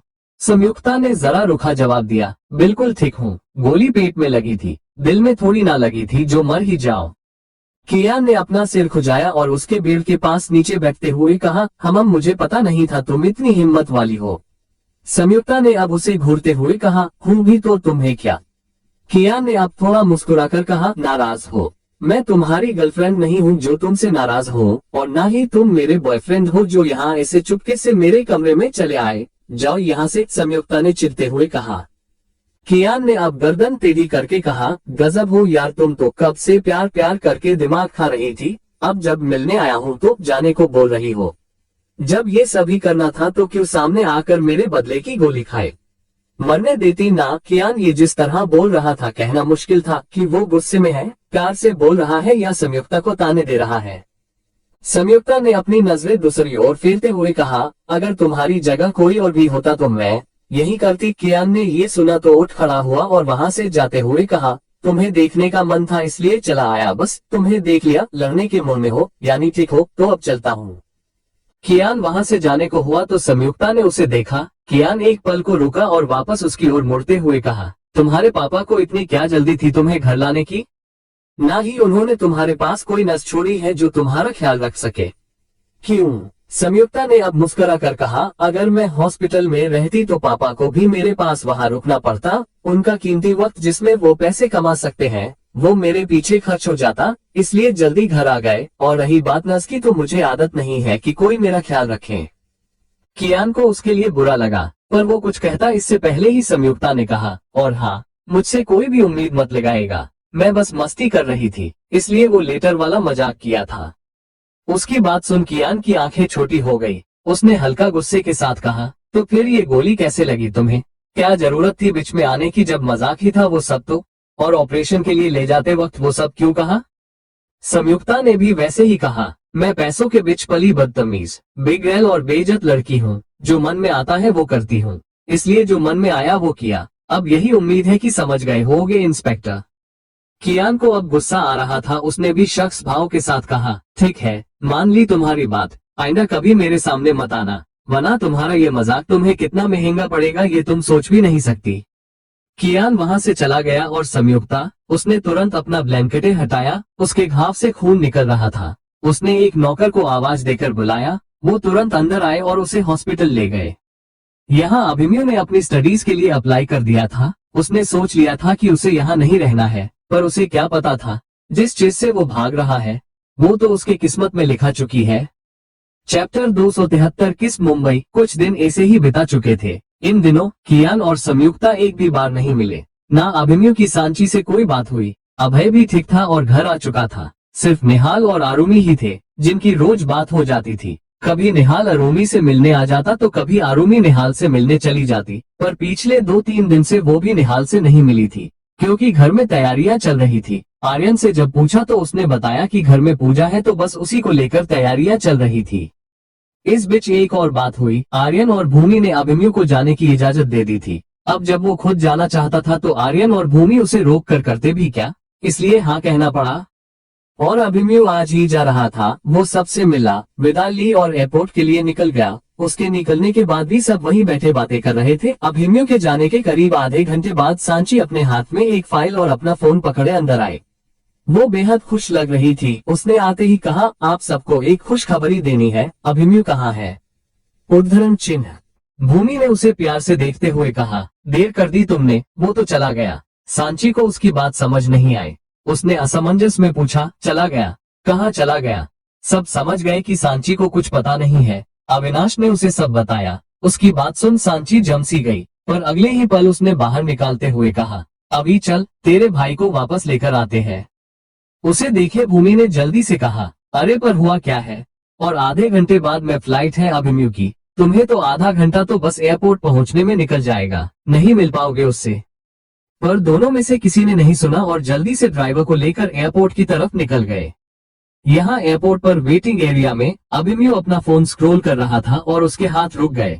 न्यू ईयर पार्टी वाली रात की तस्वीरें सामने आई तो अभिमन्यु एक एक कर उन्हें देखने लगा और ऐसे ही एक फोटो उसके सामने आई। ये उसकी और सांची की फोटो थी जब दोनों डांस कर रहे थे और दोनों का ही ध्यान नहीं था, तब शायद किसी ने ये फोटो खींच ली थी। पता नहीं अभिमन्यु को क्या सूझा और उसने वही फोटो अपने वॉलपेपर पर लगा दी। उसके चेहरे पर एक छोटी सी स्माइल थी और उसने खुद से ही मन में कहा, अपने जज्बातों पर काबू पाना जरूरी है, पर अगर यहाँ रहा तो ये कभी नहीं हो पाएगा, जानता हूँ। इसलिए ना चाहते हुए भी तुमसे दूर रहना जरूरी है, क्योंकि ये वक्त नहीं है इन सब में उलझने का। अभिमन्यु खासी देर वहाँ बैठा बस अपनी और सांची की उस फोटो को देखता रहा। थोड़ी देर में फ्लाइट टेक ऑफ की अनाउंसमेंट भी हो गई तो अभिमन्यु भी अपनी जगह से उठ खड़ा हुआ, अपना बैग लिया और आगे बढ़ गया। यहाँ सांची और अविनाश प्रॉपर टाइम पर पहुंचे थे, पर जैसे ही अंदर जाने को हुए कि गार्ड्स ने उन्हें रोकते हुए कहा, आप ऐसे ही अंदर नहीं जा सकते। सांची ने अंदर देखते हुए कहा, देखिए मेरा अंदर जाना बहुत जरूरी है, किसी को रोकना है मुझे। पर फिर भी वो नहीं माने। सांची ने अभी की तरफ देखा और उसे कुछ इशारा किया तो अभी जोर से चिल्लाया और वहीं बैठ गया। जैसे ही गार्ड्स का ध्यान उस पर गया, सांची अंदर भागी। उसे देख 3-4 पुलिस वाले उसके पीछे भागे। एयरपोर्ट के अंदर वो सांची को पकड़ने की कोशिश कर रहे थे और सांची उनसे बचते हुए अभिमन्यु को ढूंढ रही थी। और अचानक उसकी नजर अभिमन्यु पर गई जो अपना वीजा और टिकट चेक करा चुका था। वो जोर से चिल्लाई, अभिमन्यु। अभि ने जैसे ही उसकी आवाज सुनी उसने हैरानी से इधर उधर देखा। उसे सांची दिखी जो उसकी तरफ भाग कर आ रही थी और उसके पीछे अब 5-6 पुलिस वाले भी। अभिमन्यु को ये सब देख अजीब लगा। ये सांची यहाँ क्या कर रही थी, वो भी ऐसे। यहाँ दूसरी तरफ कियान को आज फिर जे के कॉलेज भेजा गया था, क्योंकि कुछ दिनों पहले वहाँ हादसा हुआ था तो अभी भी स्टूडेंट्स डरे हुए थे, जिन्हें सांत्वना देने आज मुख्यमंत्री खुद उस कॉलेज में आए थे और उनकी सिक्योरिटी के लिए वो और उसकी एक टीम यही थी। कियान भले ही चेहरे पर सख्त भाव लिए था, पर मन में कहीं ना कहीं यही था कि संयुक्ता उसे न दिख जाए। फिर भी उसकी नजरें संयुक्ता को ही ढूंढ रही थी। असेंबली में भी जब मुख्यमंत्री भाषण दे रहे थे तब सारे स्टूडेंट्स वहाँ थे सिवाय संयुक्ता के। कियान को संयुक्ता कहीं भी नहीं दिख रही थी। जब उसे लगा कि अब उसे अपनी नजरों को आराम देना चाहिए, वो यहाँ नहीं है, तब उसने अपनी नजरें फेर ली और जैसे ही वहाँ से बाहर निकलने को हुआ कि किसी से टकरा गया, उसने नजरें उठाकर देखा तो सामने और कोई नहीं संयुक्ता थी। वो गिर गई थी। उसने उठते हुए गुस्से में चिल्लाकर कहा, दिखाई नहीं देता क्या? पर वो आगे नहीं बोली। जैसे ही उसने कियान को देखा उसने खुश होते हुए कहा, हेलो इंस्पेक्टर, कैसे हो? कियान ने उसे कोई जवाब नहीं दिया और अपनी नजरें फेर ली। संयुक्ता ने उसके सामने आते हुए कहा, अरे ऐसे नजरें क्या फेर रहे हो, जैसे जानते ही नहीं। हेलो, मैं संयुक्ता हूँ, संयुक्ता धनराज सेम। कियान ने अब भी अपनी नजरें मंत्री जी से नहीं हटाई और अपने दांत पीसते हुए कहा, तुम कोई सेलिब्रिटी नहीं हो जो मैं तुम्हें याद रखूं, और अगर याद हो भी तो तुम्हें क्यों लगता है कि मैं तुम्हें देखकर खुश होऊंगा? उसकी बात सुन संयुक्ता ने उसके करीब खड़े होकर उसके आर्म को अपने हाथों में घेर लिया और बिल्कुल सीधे खड़े होकर मंत्री जी की तरफ देखने लगी और उनका भाषण सुनने लगी। तो कियान ने गुस्से में अपने दांत पिसते हुए कहा, मेरा हाथ छोड़ो और दूर रहो मुझसे। संयुक्ता ने भी वैसे ही कहा, नहीं छोड़ने वाली, जो करना है कर लो। कियान को अब उस पर बहुत गुस्सा आ रहा था। उसने एक झटके से उसकी कलाई पकड़ी और उसे खींच कर बाहर ले आया और एक दीवार से उसे लगाते हुए कहा, क्या समझती हो तुम मुझे? पागल हूँ मैं या कोई खिलौना हूँ? जब मन में आया आती हो, खेलती हो और फिर जब बोर हो जाओ तो फेंक कर चली जाती हो। संयुक्ता ने उसके दोनों हाथों को देखा जो संयुक्ता के आर्म पर अपनी कसी हुई पकड़ बनाए हुए थे। संयुक्ता और कियान इस वक्त बेहद करीब थे और संयुक्ता ने प्यार से उसे देखते हुए अपने हाथ उठाए और उसका चेहरा अपने हाथों में भरते हुए बोली, उस दिन किस किया था तो थप्पड़ मारा था, अगर आज किस किया तो प्यार करोगे? कियान उसे सवालिया नजरों से देखने लगा, पर इससे पहले कि वो कुछ बोलता संयुक्ता ने एकदम से उसके होठों पर अपने होंठ रख दिए। कियान की आंखें एक बार फिर बड़ी हो गई। संयुक्ता ने उसके होठों को आजाद किया और कियान की आंखों में देखा, वो भी उसे ही देख रहा था। संयुक्ता को लगा कियान अब जरूर उसकी क्लास लेगा, गुस्सा करेगा, पर उसके दूर होने से पहले ही कियान ने अपने हाथ उसकी कमर पर रखे और उसे खुद की ओर खींचते हुए उसके होठों पर एक बार फिर अपने होंठ रख दिए। संयुक्ता ने ये बिल्कुल भी एक्सपेक्ट नहीं किया था। कियान उसे किस कर रहा था और पल पल उसे अपने आप में शामिल किए जा रहा था, जैसे वो कभी उसे अपने आप से अलग ही ना होने देना चाहता हो। संयुक्ता को जब लगा कि कियान उसे नहीं छोड़ने वाला, तब उसने अपने दोनों हाथों से अपना पूरा जोर लगाकर कियान को धक्का दिया। कियान ने उसे देखा, पर वो बिना कियान से नजरें मिलाने वहां से चली गई। और कियान ने उसे जाता देख खुद से कहा, जब गुनाहगार तुम हो तो सजा मैं खुद को क्यों दूं? तुम थी जिसने मुझे इस प्यार शब्द में उलझाया, तुम ही थी जिसने मुझे ये एहसास दिलाया कि शायद मैं गलत हूँ। मुझे तुम्हारे साथ वो नहीं करना चाहिए था, तुम्हें थप्पड़ नहीं मारना चाहिए था। तुम ही थी जिसने प्यार का मजाक करके मुझे ये एहसास दिलाया कि मैं गलत सोच रखता हूँ। तो जब सब कुछ तुमने ही किया है तो सजा मैं क्यों दूं खुद को? भाड़ में जाओ। कियान ने अपने आप को ठीक किया और वापस आकर अपनी पोजीशन ली। यहाँ दूसरी तरफ शेखावत मैंशन में अभिमन्यु एक सोफे पर बैठा था और अभी और सांची दूसरे सोफे पर बैठे थे। अभिमन्यु दोनों को घूर रहा था। अभी तो अपनी नजरें झुकाए बैठा था डर के मारे, पर सांची वो अभिमन्यु को सामने वैसे ही गुस्से से घूर रही थी।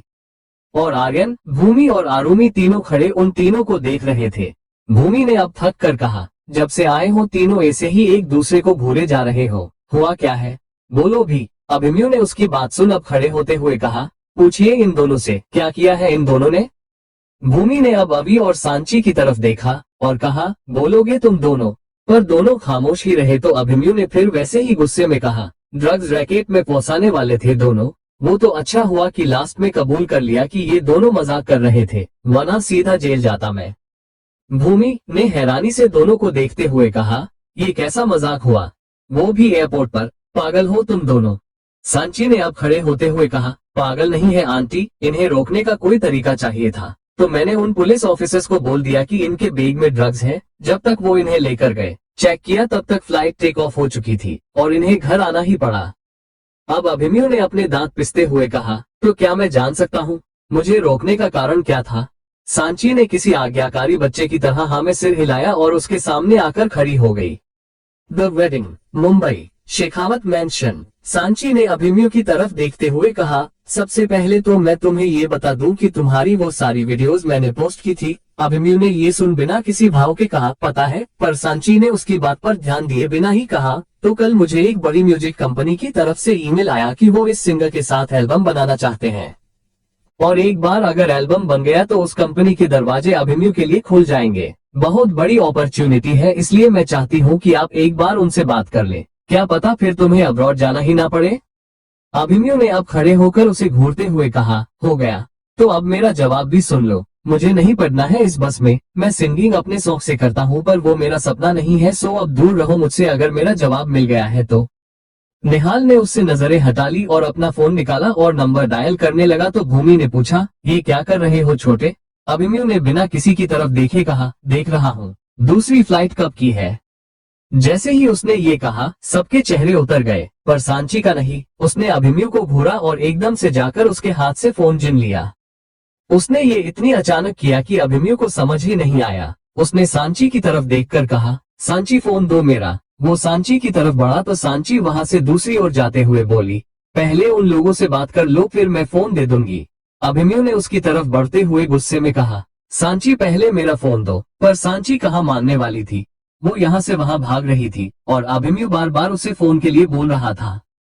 एक पल को जब वो सांची के करीब पहुंच गया तो सांची ने वो फोन अभी की तरफ फेंका। अभिमन्यु अभी की तरफ बढ़ा तो उसने फोन फिर से सांची की तरफ फेंका। सांची फोन को लेकर दौड़ते हुए बोली, अरे इतना क्या खास है इस फोन में? गर्लफ्रेंड का नंबर है क्या? बात कर लो ना एक बार उनसे, फिर दे दूंगी आपका फोन। वैसे भी मैं क्या ही करूंगी आपकी गर्लफ्रेंड के नंबर का। और अब अभिमन्यु ने चिल्ला कर कहा, सांची मेरा फोन दो पहले, फिर मैं किसी से भी बिता करूंगा, वरना भूल जाओ कि मैं यहाँ 2 मिनट भी रुकने वाला हूँ। सांची अब जल्दी से भागकर उसके पास आई और उसका फोन आगे करते हुए कहा, नहीं नहीं, चलिए बात कीजिए। अभिमन्यु ने उसके हाथ से फोन लिया और फिर सांची ने उसे कॉल करके अपना फोन अभिमन्यु की तरफ बढ़ा दिया। बेचारा अभिमन्यु, उसने पहले सांची को घूरा और फिर बेमन से उसके हाथ से फोन लेकर वहां से चला गया। पर मन ही मन कहा, शुक्र है कि किसी ने वॉलपेपर नहीं देखा, वरना आज तो गए ही थे। यहाँ दूसरी तरफ निहाल पता नहीं कहाँ जाने की तैयारी में था। उसने 2 गन्स ली। दोनों में भरी हुई मैगजीन रखते हुए उसने उन गन्स को अपनी कमर में ठुनसा और अपने घर से बाहर निकला। चेहरे पर इस वक्त कोई भाव नहीं थे। विक्रम भी उसके साथ ही था और उसके लोग। डॉक्टर ठाकुर ने अंदर से ही उसे देखते हुए कहा, बेचारे आर्यन, अब फिर से उन्हें काम लगना पड़ेगा। अभी तो विक्रांत का मर्डर केस भी खत्म नहीं हुआ और फिर से काम बढ़ने वाले हैं तुम्हारे। यहाँ शेखावत मेंशन में अभिमन्यु जब बात करके वापस आया तो सांची ने जल्दी से पूछा, क्या बोला? हाँ कहा, बोलो ना। अभिमन्यु ने उसके हाथ में उसका फोन रखते हुए कहा, कल मीटिंग के लिए बुलाया है, तब तक मुझसे कोई सवाल नहीं करोगी तुम, इसलिए प्लीज अपने घर जाओ और आराम करने दो मुझे। वो वहां से अपने कमरे में चला गया। उसे जाता देख सब एक दूसरे को देखने लगे और उसके जाते ही अभी और सांची ने एक दूसरे को गले लगा लिया और खुशी से चिल्लाने लगे। उन्होंने ऐसे देख भूमि ने उन दोनों का शांत करवाया। इतने में वहां कुछ लड़कियां आए। उन्होंने कहा कि वो मेहंदी वाली है, तो भूमि ने कह दिया कि आरुमि को मेहंदी लगानी है। आरू को पहले तो कुछ समझ नहीं आया, पर जब भूमि ने कहा कि उसका बर्थडे भी है कल, तो उसकी भी पूजा करनी है, तो वो तैयार हो गई। पर उसे समझ नहीं आ रहा था कि उसके घर वाले इतनी मान्यता कब से रखने लगे, पर क्या ही कहती, इसलिए चुपचाप मेहंदी लगवाने लगी। सांची भी वही थी, वो भी मेहंदी लगवाने लगी, फिर भूमि ने भी लगवाए। यहाँ आर्यन बस खामोश था। वो आरुमि को जरा भी शक नहीं होने देना चाहता था कि वो क्या करने वाला है। ये अगला दिन था। शेखावत मेंशन को अंदर से गेंद के रंगीन फूलों से सजाया गया था। ऊपर आरुमि को सजाया जाता रहा था और उसे बहुत गुस्सा आ रहा था। उसने चिढ़ते हुए कहा, ये क्या कर रहे हैं आप सब? मुझे लग रहा है जैसे मेरी शादी हो रही हो। ऐसे दुल्हन की तरह क्यों सजाया जा रहा है मुझे? भूमि ने उसे शांत कराते हुए कहा, पहले चुपचाप तैयार हो जाओ, नीचे चलकर सब पता चल जाएगा। उसके बाद आरुमि कुछ नहीं बोली, बस चुपचाप तैयार हो गई। कुछ देर बाद आर्यन वहां आया। उसने आरुमि को देखा तो वो रेडी थी। सुर्ख लाल जोड़े में दुल्हन बनी आरुमि बेहद खूबसूरत लग रही थी। आर्यन की आंखें भीग गई। उसने आरुमि को गले लगाया और मन ही मन बोला, माफ करना मेरी बच्ची, पर यही तुम्हारे लिए सही है।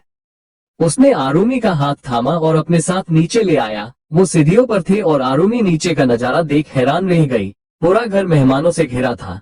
पूरी शेखावत फैमिली थी, यही थी, पर चेहरे सबके शांत। बीच में फूलों से सजाया मंडप लगाया हुआ था। पंडित जी के मंत्र शुरू हो चुके थे और उनके पास सेहरा ओढ़े दूल्हा बैठा था। आरुमि ने हैरानी से आर्यन की तरफ देखा तो आर्यन ने उसके हाथ पर अपनी पकड़ कसते हुए कहा, तुम्हें मेरी कसम है आज कुछ मत बोलना, चुप रहना। आरुमि हैरानी से उसे देखने लगी। उसकी आंखों के कोनों से आंसू की एक लकीर खींचाई। उसे विश्वास नहीं हो रहा था कि उसके खुद के पिता ने उसे धोखा दिया है।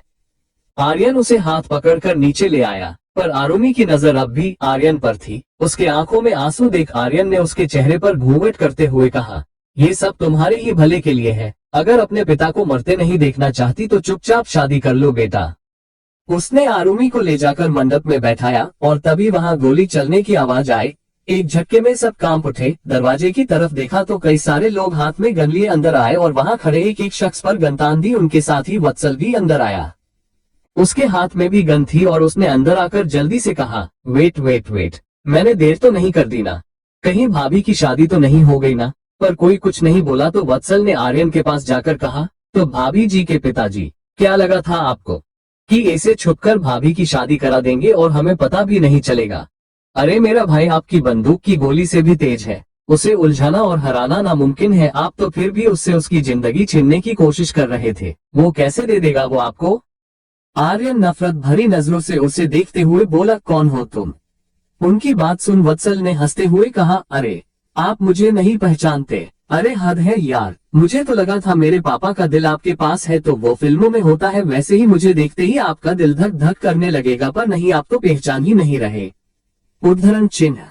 उसने मुंह बनाते हुए इधर उधर देखा तो अरमान पर नजर गई। वो उसे देख उसकी तरफ बढ़ते हुए खुश होते हुए बोला, अरे वाह चाचू, आप तो मुझे पहचान ही गए होंगे। आखिर मेरे पापा को मारने में आपने भी तो बराबर का साथ दिया है अपने इस छोटे भाई का।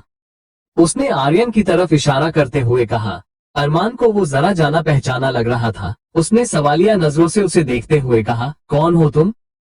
पर वत्सल से पहले ही आर्यन बोला, कोई भी हो तुम, जो भी करने आए हो, चुपचाप निकल जाओ यहाँ से, ये शरीफों का घर है। और वो आगे बोलता उससे पहले ही वत्सल ने उसकी बात काटते हुए और उसी की एक्टिंग करते हुए कहा, शरीफों का घर है? ओहो, ना देखे हो इन जैसे शरीफों को तो। अरे आप जैसा जालिम बाप नहीं देखा मैंने तो। बड़े अजीब हो यार, अपनी बेटी की शादी उसकी मर्जी के खिलाफ किसी और से करवा रहा है ये शरीफ। उसके बोलने का ढंग, उसका बर्ताव एक बच्चे जैसा था। ना समझने वाले एक लिए साइको ही कह लो, पर जैसा उसका बिहेवियर था उससे की ज्यादा खतरनाक वो था। ये उसने साबित किया वहां खड़े एक पुलिस ऑफिसर को गोली मारकर। सब एक पल को सकते में आ गए और वत्सल ने कहा, मेरा काम है इस शादी को रोके रखना, उसके लिए मुझे जो भी करना पड़ेगा मैं करूंगा, क्योंकि वत्सल शेखावत कभी अपनी जबान नहीं जाने देता और वादा किया है किसी से कि जब तक वो अपनी अमानत तक नहीं पहुंचता तब तक मुझे उसकी अमानत संभालनी है। आर्यन ने चिल्लाकर कहा, कौन हो तुम? तो वत्सल ने भी वैसे ही चिल्लाकर कहा, वत्सल शेखावत हूँ मैं, उस इंसान का बेटा जिसका दिल तुम्हारे सीने में धड़क रहा है, उस इंसान का भाई जिसकी अमानत आज तुम किसी और के नाम करने जा रहे हो, और उस इंसान का गुरूर जो जल्द ही तुम्हें मौत के घाट उतारेगा। सब उसे हैरानी से देखने लगे, यहाँ तक कि अरमान भी। उसे पता था कि ऋषभ का सिर्फ एक बेटा था निहाल, तो फिर ये कौन? और इतने में किसी की आवाज गूंजी, ड्रामा ओवर हुआ वत्सल। जैसे ही सबने उस तरफ देखा तो ये निकाल था। उसने व्हाइट शर्ट पहनी थी जिस पर खून के दाग थे। सब उसे हैरानी से देखने लगे और निहाल ने अंदर आते हुए कहा, कोई भी अपनी जगह से हिलना नहीं चाहिए, अगर कोई भी हिले तो मार देना उसे। उसके चेहरे पर कोई भाव नहीं था। वो मंडप में आया तो दुल्हा अपने आप उठ गया, क्योंकि वो अखंड नहीं कोई और था। निहाल आरुमी के पास बैठा और कहा, शुरू कीजिए पंडित जी। ये क्या? आर्यन कुछ बोलकर आगे बढ़ने को हुआ कि वत्सल ने उस पर गन तानते हुए कहा, अपने बड़े भाई के मुंह से सुना था, संस्कार खून पर भारी पड़ते हैं। उसके संस्कार हैं जो उसने अभी तक जिंदा छोड़ रखा है तुम्हें, पर मेरा खून और संस्कार दोनों ही तुम्हारे खून के प्यासे हैं आर्यन शेखावत। इसलिए ऐसा कोई काम मत करो कि मुझे मौका मिल जाए तुम्हें मार देने का। आर्यन वत्सल की जलती आंखें देख कुछ नहीं बोल पाया, पर निहाल के चेहरे पर इस वक्त कोई भाव नहीं था। वो होकर भी वो कहीं और था। धीरे धीरे सारी रस्में हुई। जब पंडित जी ने कन्यादान के लिए कहा तब भी निहाल ने नजरें उठाकर नहीं देखा। तो भूमि ने आर्यन की तरफ देखा और कहा, शादी किसी से भी हो, आपका साथ दिया मैंने, पर अब उसका कन्यादान करने का हक मत छीनिए आर्यन। वो मंडप की तरफ बढ़ गई तो वत्सल ने गन से ही उसे आगे जाने का इशारा किया। दोनों गए, आरुमी का कन्यादान किया और फिर बाकी की रस्में हुई। मंगलसूत्र पहनाया गया, सिंदूर दान की रस्म हुई, फिर ले गए और आखिर में पंडित जी ने जब कहा विवाह संपन्न हुआ तब सबके चेहरे पर स्माइल आ गई। पर कुछ लोगों को छोड़कर, जो थे आर्यन, निहाल और आरुमी, उन तीनों के अलावा सब मुस्कुरा उठे थे।